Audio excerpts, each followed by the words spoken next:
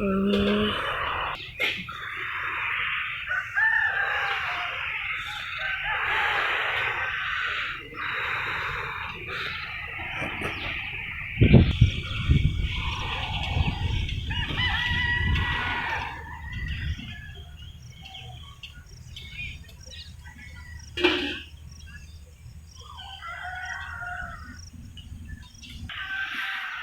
what's up guys?